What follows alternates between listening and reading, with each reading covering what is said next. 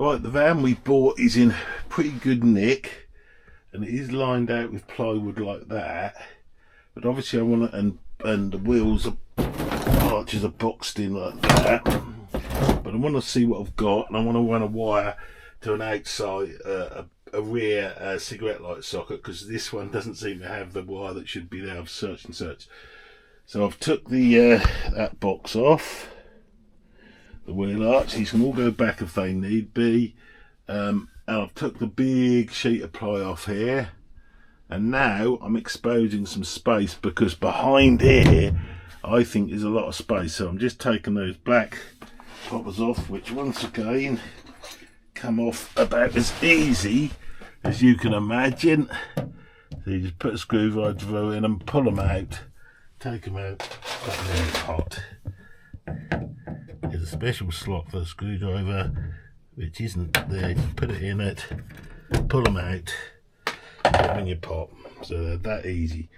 They've actually got, the ones with the Ford, actually got a little foam washer on there so it doesn't vibrate too much. Once you take that off, you know, it exposes quite a bit of space here. It also exposes what a bodger Ford are. And then you get that square, sticking it on with sticky foam. But there's quite a lot of space there. I'm not going to be big on insulating this van, because it's not going to be that type of van.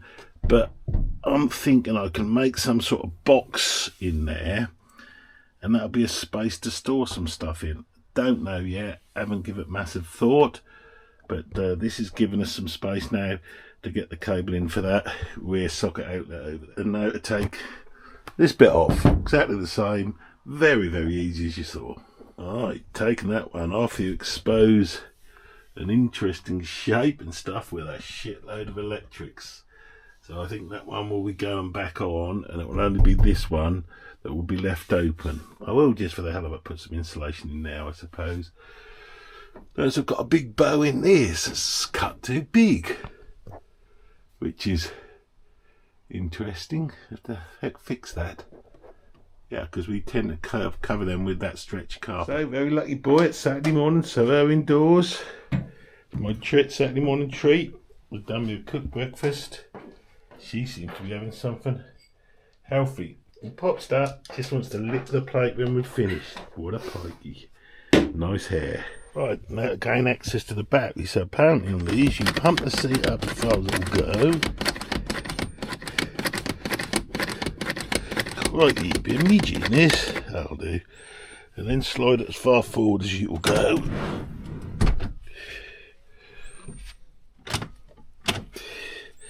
Then tilt this forwards.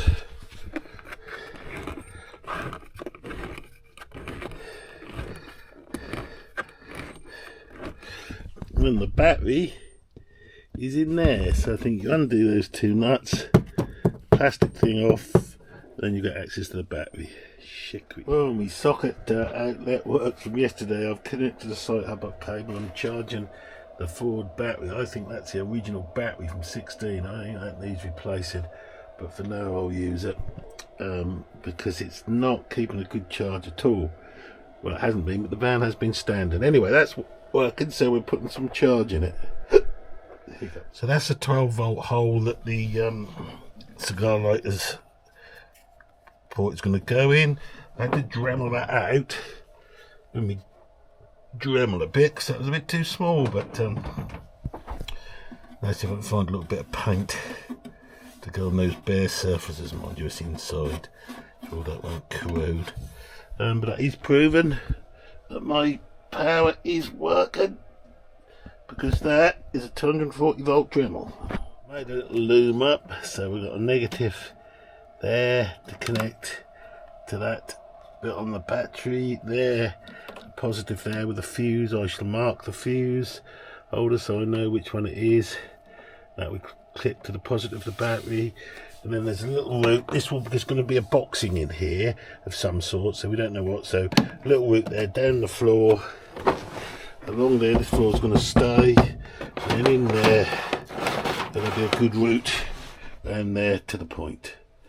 Job jobbed. Run the wire along there, along the floor, in a bit there that will be tidied up when we finish the boxing in there. Down in there, look, Mr. Ford, the nice man, even provided me with a clip to put it in. Down there, out of there, and I've soldered some, or crimped and soldered some ends on and heat shrunk them.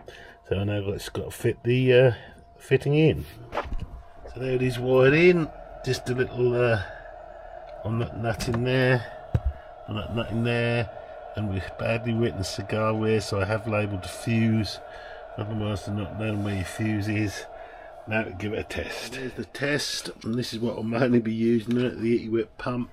I've got to fix it in yet, I didn't want to fix it before I tested it, but it's lit up.